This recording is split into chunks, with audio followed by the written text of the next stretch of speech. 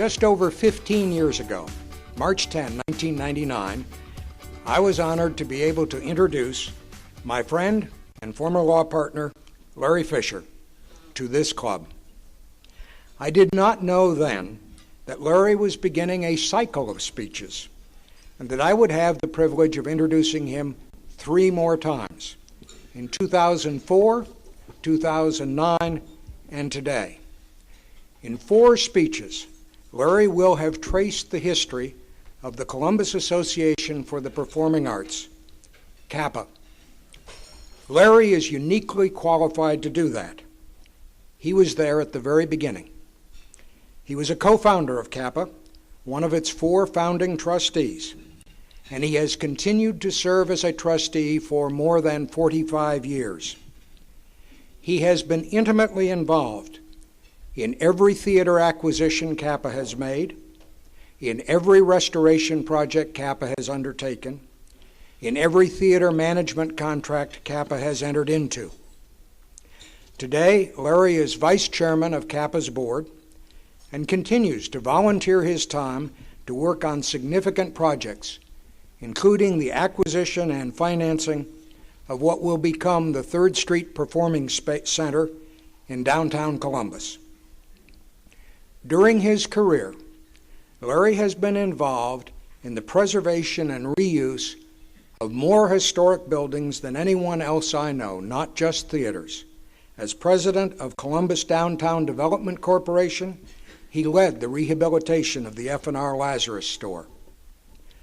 But the first historic building project Larry worked on may have been the toughest and most significant, the Ohio Theater. If you notice the picture back there, it is today a national landmark, the highest designation the federal government gives to any historic structure. Yet, it was almost torn down. In his first speech to Rotary 15 years ago, Larry described an incredible 10 days in May that led to the founding of CAPA and the rescue of the Ohio Theater. It began Tuesday night, May 13, 1999, at a meeting in the theater auditorium called by the Save the Ohio Theater Committee. The committee had been working for 6 months to raise money to save the Ohio Theater. On that Tuesday night, the committee announced that its effort had failed and that the Ohio Theater would be torn down. Larry had persuaded me that he and I should go to the meeting. We had no involvement, but Larry thought we should hear what had happened. After the committee finished its report, one person stood up to urge that the effort not be abandoned. Bob Carlsberger, Columbus architect. He was supported by one other person, Jean Whalen, musician and wife of the Columbus Symphony conductor Evan Whalen. 2 people. That's all. At the end of the meeting, Larry and I introduced ourselves to them, and we told them we thought Bob Carlsberger was right. Bob immediately invited us to meet in his office the next morning. There, Bob showed us the picture and text for an ad.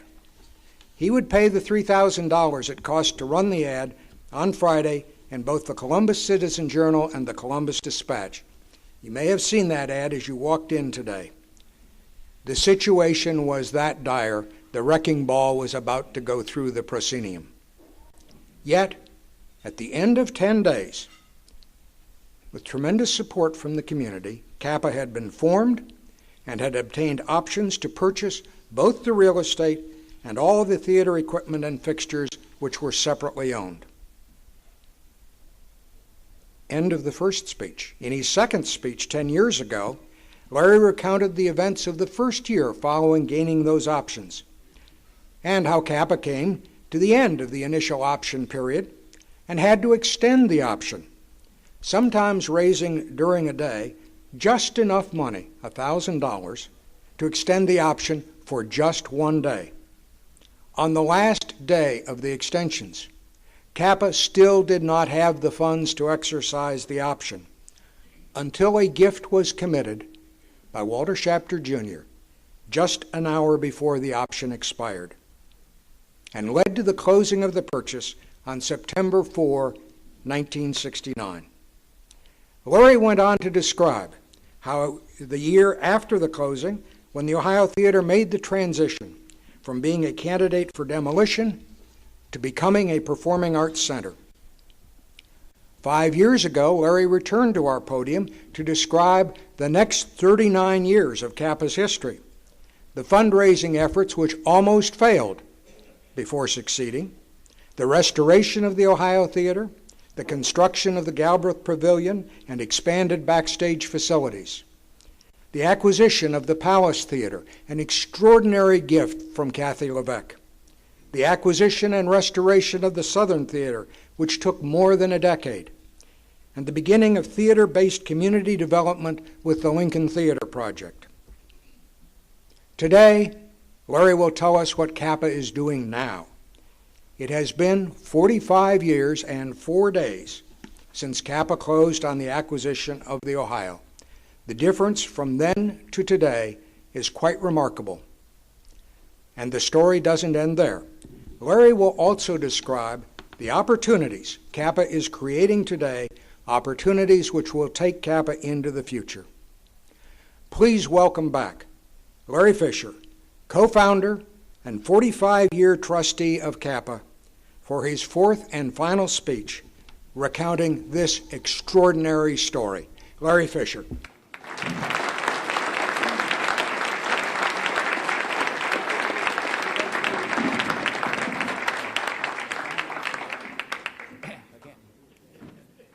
Rotarians and guests, I am honored to stand before you once again.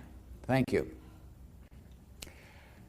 I have been and continue to be privileged to be both a participant in and a witness to a true community effort to save and restore a national landmark, the Ohio Theater, and to establish the Columbus Association for the Performing Arts, known to most of you as CAPA. I have had an opportunity to see our Columbus community at its finest and to participate, along with so many others, in providing a special mechanism that has helped, perhaps enabled, the performing arts to flourish in Columbus. In my first 3 speeches about CAPA, I described its history at an increasingly accelerated pace, 10 days in the first speech, the rest of the first year in the second, the next 39 years in the third. Now I come to full stop. Today, I would like to describe CAPA as it now is and as it may become, given its current opportunities. But I cannot help but describe the contrast with CAPA as it was 45 years ago. 45 years ago today, CAPA had owned a single, somewhat dingy, considerably dirty, closed movie theater, the Ohio Theater, for 4 days. The Ohio Theater was mortgaged for debts equal to about 97% of its purchase price. There were no performing arts groups committed to performing in the Ohio. But then, there was only one professional performing arts group resident in Columbus, the Columbus Symphony. The Symphony had one full-time paid musician, its conductor, and the Symphony would not be doing any concerts in the Ohio during the 1969-1970 season. And CAPA had cash for just a few months of operation. 45 years later, CAPA enters the 2014-2015 season, owning and operating 3 historic theaters in downtown Columbus. The Ohio Theater with 2,791 seats, the Palace Theater with 2,837 seats, and the Southern Theater with 919 seats. Under contract with the state of Ohio, CAPA also manages 3 studio theaters and the Capitol Theater with 903 seats, located in the Rife Center in downtown Columbus. In downtown New Haven, Connecticut, through its subsidiary, the Connecticut Association for the Performing Arts, CAPA also owns and operates the historic and historically important Schubert Theater with 1,658 seats. Back in Central Ohio, CAPA also manages two legitimate theaters outside the downtown area. The Lincoln Theater is a restored 1928 theater with 582 seats in the King Lincoln District of Columbus. The McCoy Center for the Performing Arts is a new 2007 theater with 786 seats in New Albany. And there are two other theaters, the Drexel Theater for Films in Bexley and the not yet operational 3rd Street Performance Center, the current working name for the theater to be located in the former Central Presbyterian Church. More about them later. For now, I want to focus on the theaters in Columbus. From its beginning, CAPA intended to support local performing arts groups by providing suitable venues, thereby relieving those local groups from the need to raise capital for the acquisition and maintenance of facilities in which to present their performing art. CAPA's theaters are now a performance home and, in a number of instances, also the rehearsal home for a host of resident companies. So as not to show favoritism, I'll list them in alphabetical order. Available Light Theater, Ballet Met, Contemporary American Theater Company, CATCO, Chamber Music Columbus, Columbus Children's Theater, Columbus Gay Men's Chorus, Columbus Symphony Youth Orchestra, Jazz Arts Group, Judah Performing Arts Center, Leap of Faith Dance Company, Ministry in Motion, Opera Columbus, Pro Musica Chamber Orchestra, West Africa Dance Institute, none of which existed in 1969. And of course, the Columbus Symphony Orchestra, which moved to the Ohio Theater in the fall of 1970 from Veterans Memorial, which is now scheduled for demolition. This season, the Columbus Symphony will rehearse in the Galbraith Pavilion, which is a part of the Ohio Theater, will perform 30 times in the Ohio Theater, including 4 concerts for school children, and will perform a dozen times in the Southern Theater. Clearly, the very existence of the performance spaces owned and operated by CAPA makes a huge difference to local performing arts groups. Take Ballet Met. It was an amateur ballet company which secured December dates in the Ohio for performances of the Nutcracker, financially the most important ballet for any company, which then became a professional company.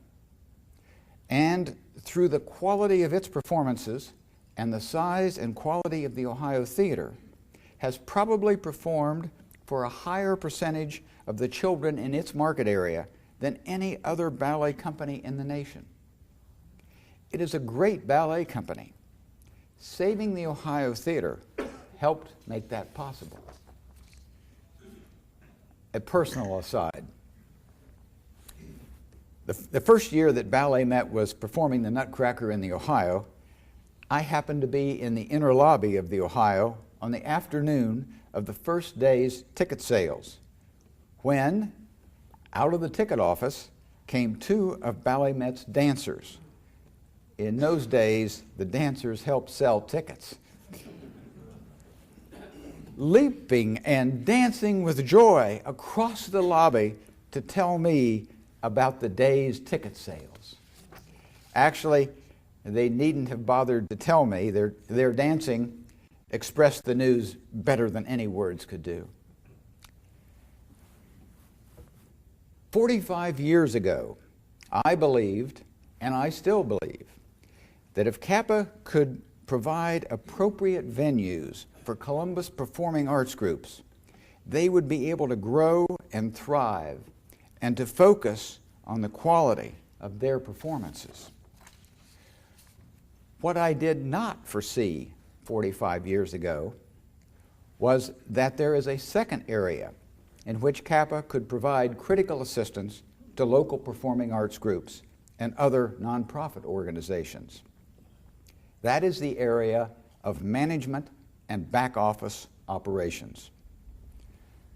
Today, CAPA provides management and back office services to the Columbus Symphony Orchestra, CATCO, Opera Columbus, Lincoln Theater Association, Franklin Park Conservatory, and others. This is not such a glamorous service as providing a beautiful theater in which to perform, but it certainly is proving to be an important service. The shared services model works because it is efficient and thus allows each performing arts group to apply more of its fiscal resources to fulfilling its artistic mission.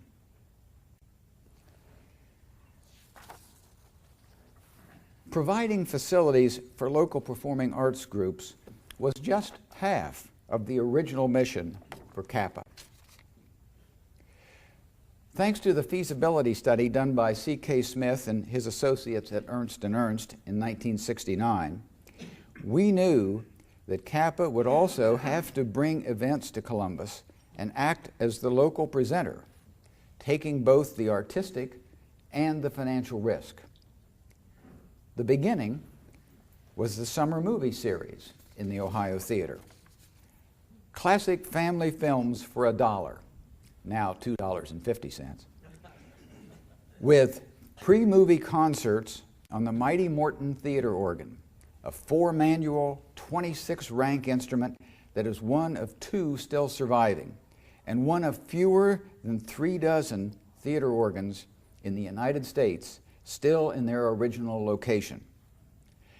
Next summer will be the 45th year of that series, the longest running series of its kind in America.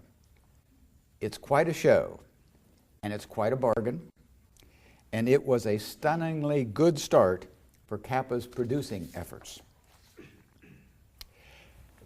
As CAPA's financial position improved, it was possible to take on more ambitious presentations. This year's season will range from Disney's The Lion King to Ryan Adams to Bill Maher to Over the Rhine. And in recent years, CAPA has been able to move from being just a local presenter to being a producer of North American touring shows. My favorite was the North American tour of Shakespeare's A Midsummer Night's Dream, produced by CAPA in Delhi, India, presented partly in English and partly in Hindi with English supertitles. It was a magical production of Shakespeare's most magical play. It played in the Southern Theater here and lost money. It played in the Schubert Theater in New Haven and lost money. And in Toronto, Washington, and Chicago, and made money in all 3 of those cities. Overall, a winner, both financially and artistically. CAPA would have lost money if it had been only a local presenter. But by being the tour producer, CAPA was able to bring something extraordinary to Columbus and still come out ahead financially. So let me summarize where CAPA stands today. Thanks to the extraordinary support and generosity of this community, CAPA today is able to fulfill its original mission and then some. At book value, CAPA owns $36 million worth of theaters, with a replacement value that is probably incalculable, and with no mortgage debt. Attendance at performances in theaters managed by CAPA exceeds 600,000 per year. The economic impact of this activity has been estimated at over $70 million per year. CAPA is experienced enough and fiscally and administratively strong enough to continue to support the local performing arts organizations and to continue to bring productions to Columbus that we would otherwise not see. Thanks to the great leadership by its president, Bill Connor, as well as his predecessor, Doug Kreidler, CAPA has the capacity to remain fiscally and administratively strong and to continue to be one of the leading arts organizations in the nation. But I said I would talk about the opportunities CAPA is creating for the future. That is what I get to work on in my role as a full-time volunteer at CAPA. That is what excites me. And I want to mention 5 categories of such opportunities for the future. First opportunity for the future, productions. Bill Connor and his staff are very talented.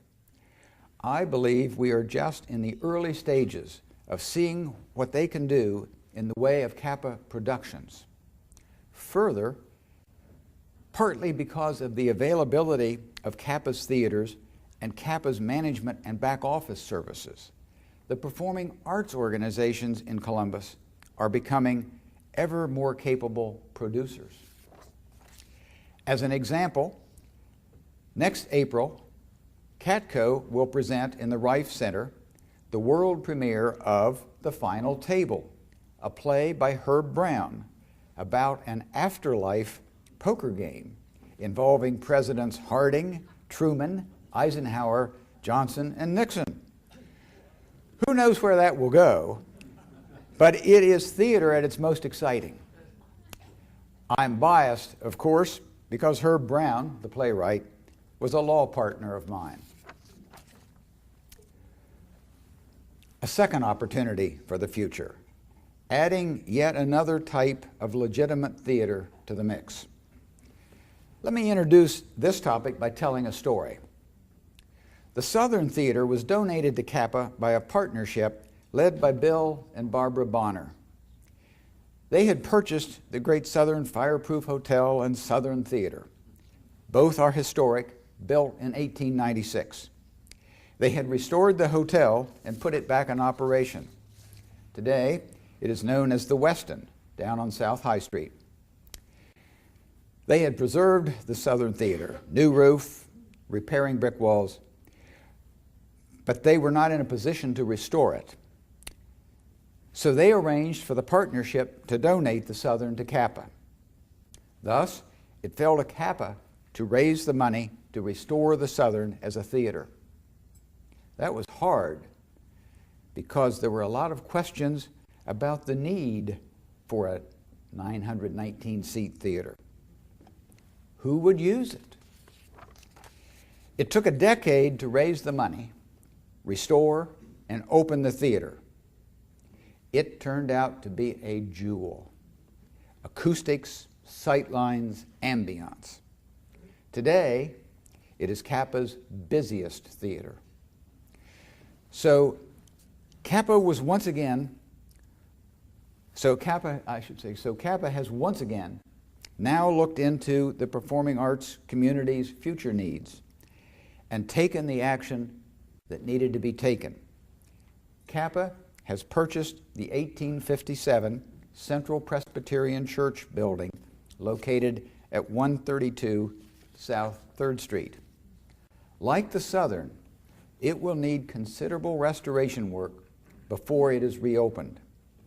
CAPA's working name for this new theater is the 3rd Street Performance Center. It will be a grand space with intimate acoustics, perfect for small musical groups. It will take time to raise the money, more time to restore and open, but in the end, I know that someday the 3rd Street Performance Center will be another jewel in downtown Columbus. A third opportunity for the future, adding a new genre of theater to the mix, film. Remember the summer movie series? In its early years, it was managed by a young CAPA staff member, Jeff Frank. Jeff left CAPA and, with his wife, Kathy, leased and restored the 1935 Drexel Theater in Bexley. Arguably, it became the most important movie theater in the Columbus community. While the multiplexes focused on blockbusters, the Drexel brought to Columbus the cinematic performing art of foreign language films, independent films, ethnic films, documentaries, and the like, which otherwise would never have been seen by Columbus audiences. When the economic climate made it impossible for the Drexel to continue operations on a commercial basis, the Franks turned to members of the Bexley community who formed a nonprofit support organization, Friends of the Drexel. Friends subsequently brought in CAPA, which acquired and now operates the Drexel in conjunction with Friends. CAPA has already taken the initial steps necessary to preserve the theater, repaired the roof, installed digital projectors, etc. A major restoration is being planned. If things stay on schedule, the Drexel will become CAPA's next jewel. What I find particularly exciting about this undertaking is that CAPA is gaining greater expertise in the film exhibition business, and it is just possible that such expertise could have national implications for CAPA. I don't know exactly where this opportunity will lead for CAPA, but I believe that the public exhibition of high-quality examples of the cinematic performing arts in an appealing and appropriate public theater will continue to be an important part of our cultural life, and that movie theaters which present such films have a critical role in our future. I see that CAPA could be in position to play an important role in this performing arts area. A fourth opportunity for the future, continuing and expanding theater-based community development. 5 years ago, I talked about Bob Carlsberger's vision that a vibrant theater can produce a vibrant neighborhood and a vibrant community. This vision is what CAPA now calls theater-based community development, a concept in which CAPA is a national leader. In my opinion, there is no better example anywhere of theater-based community development than the Ohio Theater. Let me tell you, just take a look at the area around the Ohio. Let me tell you, that area did not look like that in 1969. CAPA currently manages 2 theaters which are important in different ways to the development of smaller communities. The Lincoln Theater is playing a central role in the development and life of its community, so much so that, along with the King Arts Center, lends its name to the King Lincoln District. More recently, the McCoy Center for the Performing Arts asked CAPA to take on the management of the McCoy. Early results show a dramatic increase in the impact that the McCoy is having on the development and community life in New Albany. You will see more theater-based community development from CAPA in coming years. A fifth opportunity for the future, expansion of the OSU-CAPA collaboration. Under the leadership of Provost Joe Steinmetz, OSU has reached out to CAPA, as well as to other downtown organizations, in order to begin developing synergistic collaborations. A recent example of a collaboration between OSU and CAPA was the joint presentation of the Royal Shakespeare Company's production of Julius Caesar set in modern Africa. That play was presented in the Southern Theater. CAPA handled all of the tour arrangements. I hope and expect that the breadth and depth of the OSU-CAPA collaboration will increase in the future so as to rebound to the benefit of the university and of the Columbus community. 45 years ago today, we were just 4 days into the operation of the Ohio Theater as a performing arts center. Along with being a trustee, I was the treasurer of CAPA, the guy who was writing the checks and about whether we would have the funds to continue to write checks. I certainly did not then envision the story that I have been relating to you in this series of speeches. But perhaps I should have been a bit more prescient. After all, I could see right in front of me some people who had the kind of talents needed to make this effort a success. Bob Carlsberger, who had the vision of what saving the Ohio Theater would do for this community. Gene Whalen, who had an unshakable commitment to seeing that vision realized. Scott Whitlock, who then had and still has the ability to find a way to do just about anything he sets out to do. Phil Jastrom, who joined the CAPA board early on and had already shown his mettle by being instrumental in getting us to the closing. An anonymous donor who had put up half the money for the option to buy the Ohio Theater, with full knowledge that her money would have been wasted if, as almost everyone in the community then thought, we would not be able to close. Perhaps these people understood the community better than I did at that time, because the Ohio Theater was saved by this community. Because what CAPA has become is due to the support of this community. And because the opportunities in front of CAPA will only be seized with the support of this community.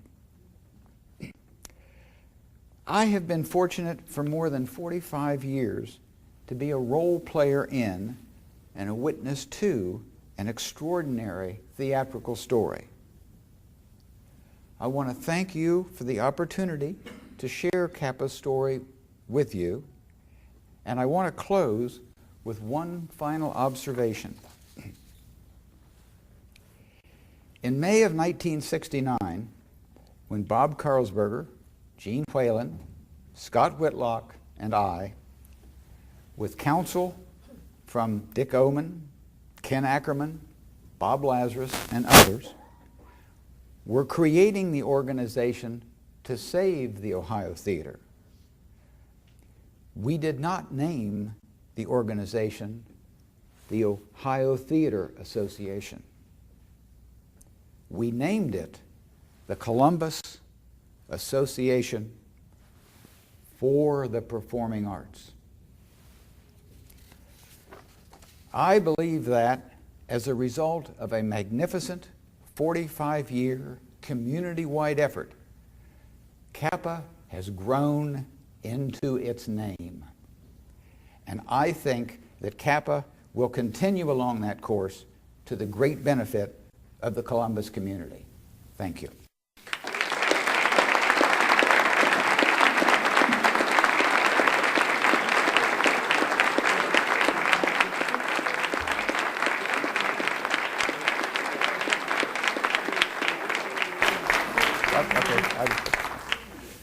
If anybody has questions, Mr. Fisher is willing to answer. Are there questions? Yes. My mother's Barbara Locke, and we've enjoyed growing up around the Ohio Theater. I went on a tour once.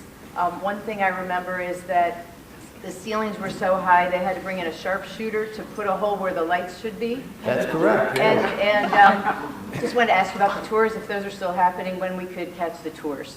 Yes, there are tours. I don't know off the top of my head all the arrangements, but if you would call the CAPA office, we do tours through all the different theaters for people. The incident you're describing is when we've, over the years, have to add more lighting to the Ohio. It was designed as a movie theater, excuse me, and so it didn't have as much lighting as a performing arts center requires in the auditorium. And we always wanted to put anything new in a way that it fits in perfectly with the architecture. So in putting the candlelights that are in the ceiling, we wanted to put them exactly in the right places in the pattern. That ceiling is a huge plaster work with space above it, and there's no way to tell from above when you're putting the lights in what you're encountering on the other side in the way of decorations in the plaster. So we had a person come in who was a marksman with a .22 short rifle, lie on his back with his shoulders secured by sandbags so he wouldn't move. We told him exactly where we wanted the hole to go through, and he then shot into the ceiling. And because we didn't want to use bullets that had a lot of power, that's why we used .22 shorts, he would have to hit the same spot twice to go through the thickness of the plaster.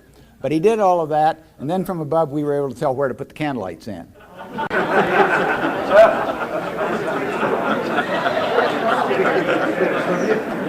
It was fun to watch, yes. Other questions? Other comments? Yes. Does your crystal ball tell you who the next director of the orchestra is? Oh, I bettered a crystal ball. I've written the contract.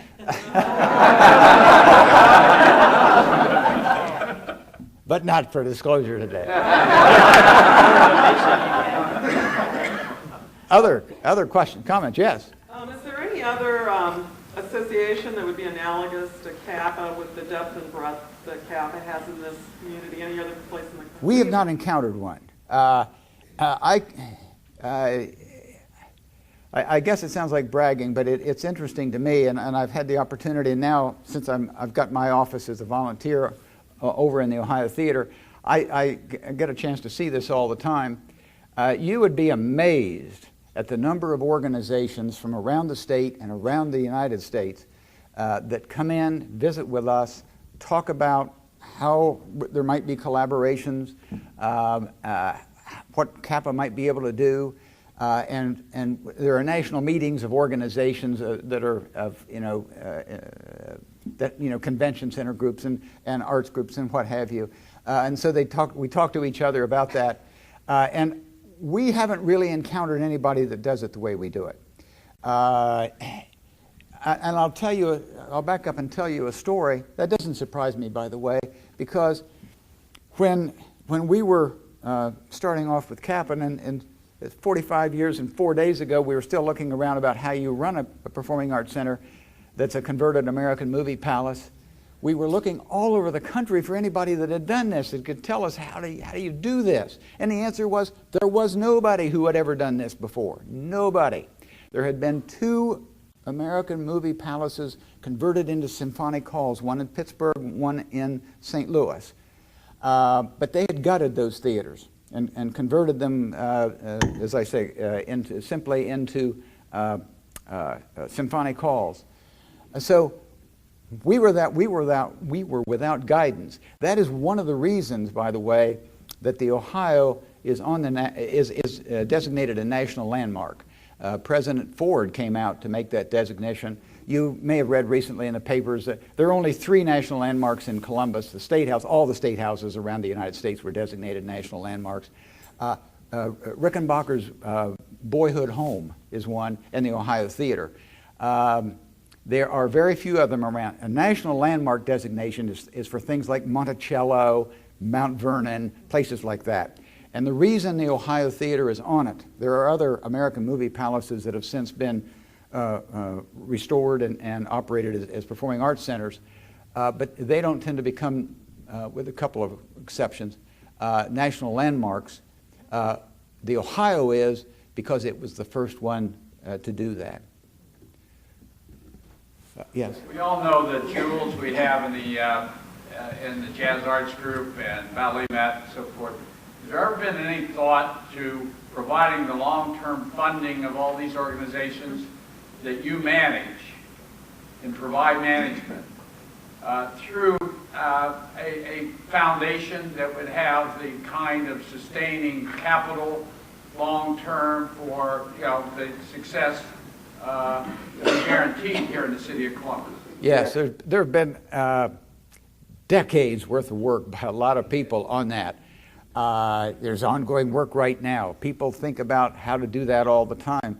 People look to other cities that have done things like that in multiple different ways. It's not ever coalesced in Columbus yet. If I had to read my crystal ball, I think it will at some point. But I can't foresee exactly how. But other cities have done that in a way that helps the performing arts organizations better than we've been able to figure out how to do it. And in some ways, it makes CAPA all the more necessary here in Columbus. Yes? Have you or will you be able to develop consulting income to other organizations? Yes, absolutely. As an aside, I always complain to everybody over at CAPA as we go out and do these different deals that we can never do two of them alike. I can never just go into my desk drawer and pull out something that's, well, this is the form with the way we did it with this other one there. Every one of these things is different. How we go about handling all of those situations, it's almost beyond the answering the question today. It would take so long. But our consulting is basically, we try to do it in a way where it lends value to both CAPA and to the performing arts organization. And it succeeds that way. It's always succeeded that way, helping the performing arts organization. There are some instances where it hasn't necessarily helped CAPA that way, but that's all right. That's part of CAPA's job. And the reason you can do this is because in the management and in the back office operations, you can actually get such efficiencies that that organization can pay CAPA an amount of money that covers CAPA's costs for providing those services, and it is much cheaper to that organization than the organization doing those services itself. And if you can, I could give you some details, but it isn't worth going on about. You can just imagine, you don't need every single arts organization having somebody who is an expert and has all the equipment to lay out marketing arrangements and advertisements and all of that sort of thing. If you can have that person or that group of people with all the right equipment and the best of the equipment doing layouts for ads and things like that for all the arts organizations, it simply costs less. And that's why it's efficient. Other questions? Very good. Thank you so much. Mr. Fisher.